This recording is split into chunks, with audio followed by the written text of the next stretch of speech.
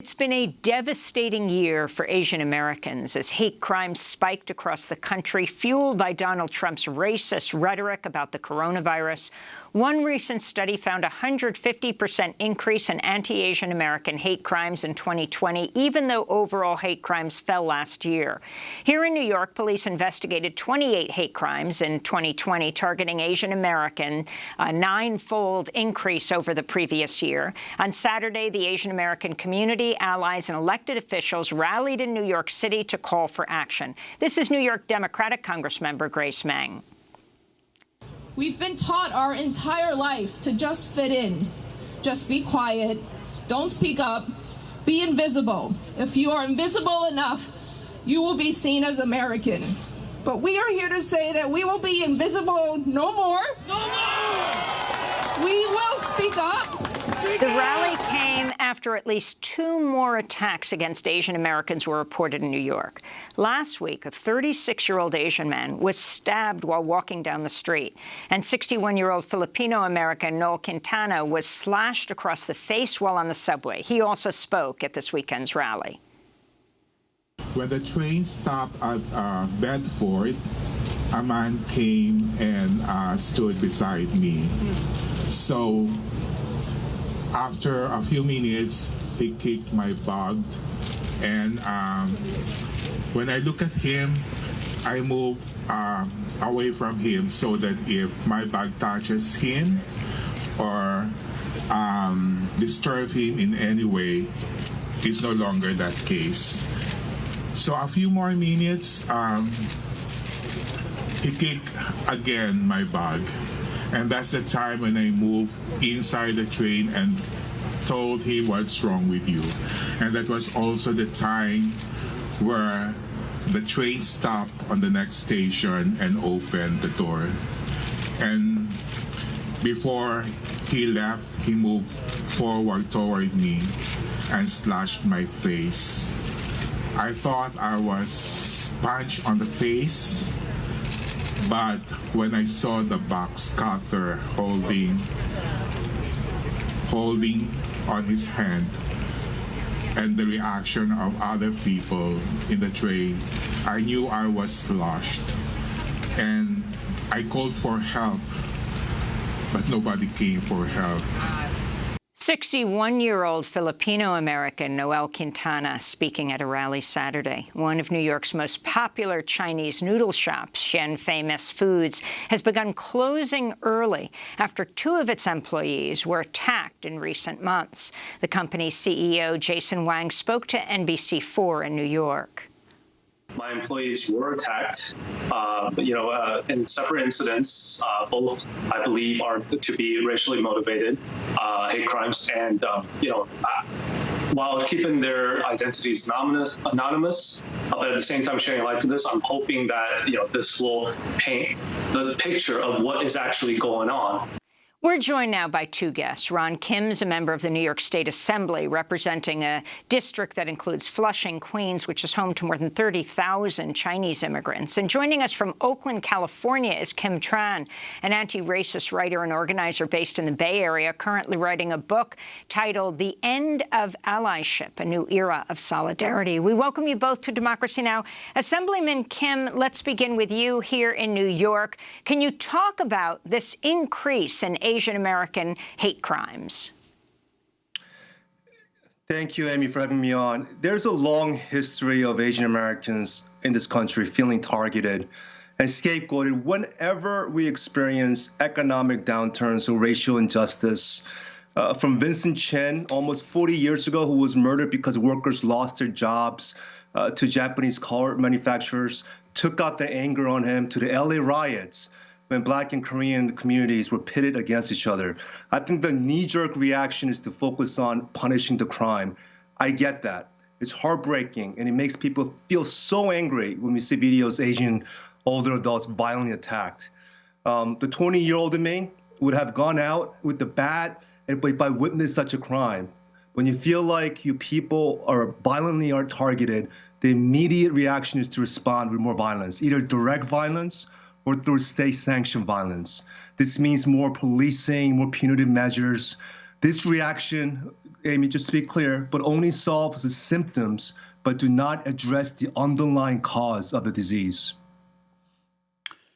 And Assemblyman Kim, I'm wondering your sense of the impact, for instance, over the past few years of the remarks by former President Trump talking about the coronavirus as the Chinese flu and constantly raising issues of China as an adversary and of the United States. I'm wondering to what degree you think these words from the top leader, former leader of the United States, has had an impact on public consciousness.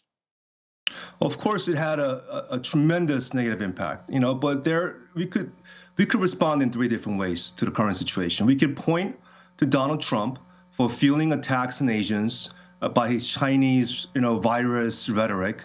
We could increase policing presence, or we could fix the underlying issues of crime and systemic racism that has pitted people of color against each other. There are plenty of politicians with the first and second reactions, but not enough with the third.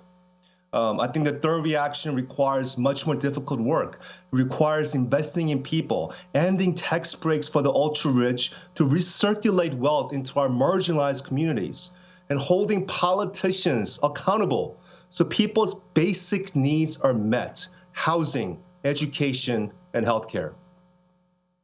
I'd like to bring Kim Tran into the conversation as well. If you could talk about the situation in the Bay Area and also this issue of the systemic historical nature of anti-Asian sentiment in the United States. I think back, for instance, to the almost forgotten Rock Springs massacre of 1885 in Wyoming.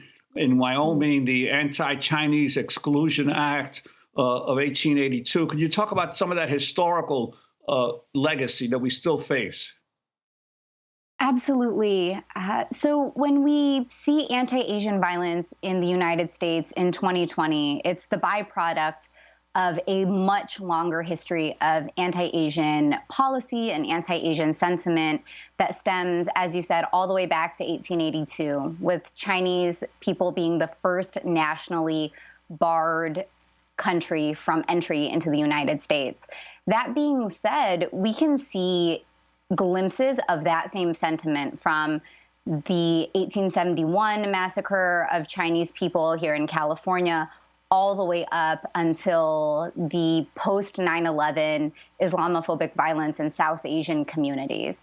So anti-Asian violence in America is diffuse. It happens in a lot of different ethnicities and for a lot of different Asian groups, but there is a common sense of racial scapegoating. That being said, there is phenomenal work being done by grassroots organizations and activists here in Oakland, California. So just like Assemblyman Kim said, we need to put our communities first. We need to put resources for our communities first. And here in Oakland, what that looks like is a Chinatown accompaniment program, an ambassador program where folks are accompanying our Asian elders and our Asian seniors through Chinatown safely. It's this really beautiful idea that you can turn to your neighbor and turn to someone that you know to keep you safe. We're also doing work around making sure that we can turn to someone other than police for these safety measures. So Anti-Police Terror Project here in Oakland is launching its own mobile mental health crisis unit so that we can really rely on each other as opposed to something like police, which can increase violence in communities of color. Can you talk about the response, Kim Tran, of the violent attacks on, you have Vichar Ratanapakdi, who is a well-known in his San Francisco neighborhood for his hour-long walks. He had just gotten the vaccine. He was 84 years old, the Thai immigrant. And then you have the 91-year-old man who was shoved to the ground in Oakland, California's Chinatown, and ultimately died. The horror of these and how people have rallied around both the Asian American community and the larger community? Yeah, thank you so much for that question, Amy, because I think whenever you see viral footage of an attack, especially when it's racially motivated, we start seeing movements happen, right? And we saw that all the way back to Rodney King. We saw it again with Alton Sterling and the Black Lives Matter movement. And what we're seeing now is a spotlight on the precarity of being an Asian American person in America.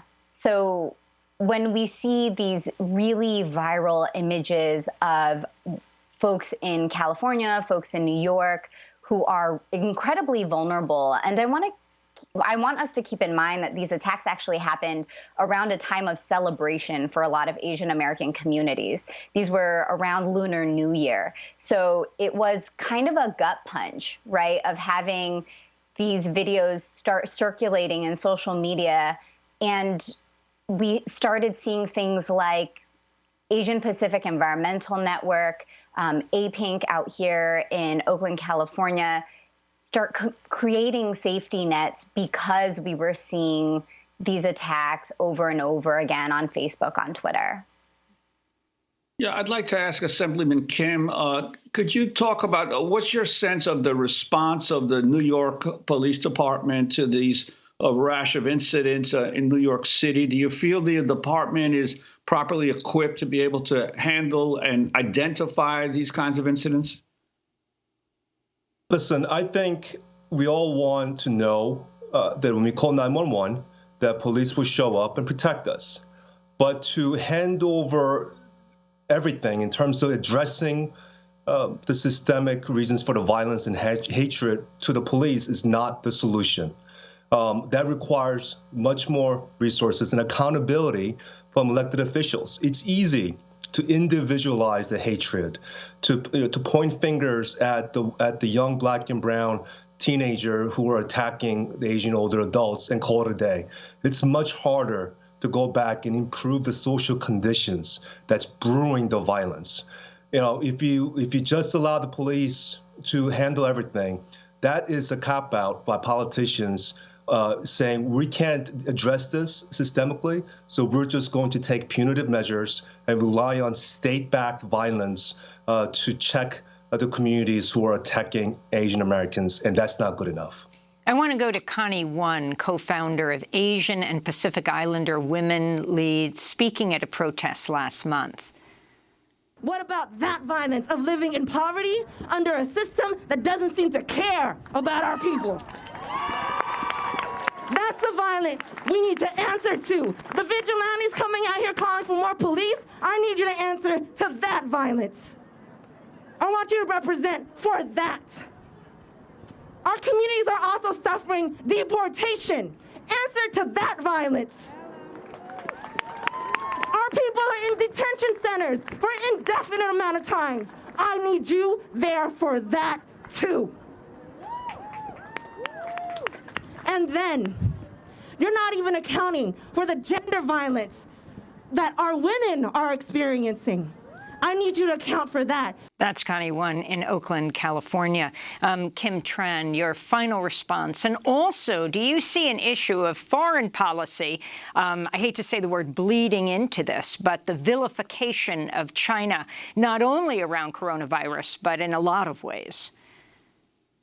Yeah, we've seen a lot of racial scapegoating at the domestic, absolutely, but also the international level, right? The dehumanization and the kind of geopolitical pitting of China against the United States has tremendous repercussions for what we experience socially on the ground. And it also serves as a means of us not talking about those realities that, as Connie Won from AAPI Women Lead is talking about, the reality that 30% of people in Chinatown live under the poverty line. I, as a Vietnamese woman, have the same pay gap as a Black woman, and so we're creating certain narratives that make this kind of violence acceptable, and we're creating these certain kinds of ways of substantiating and perpetuating this violence.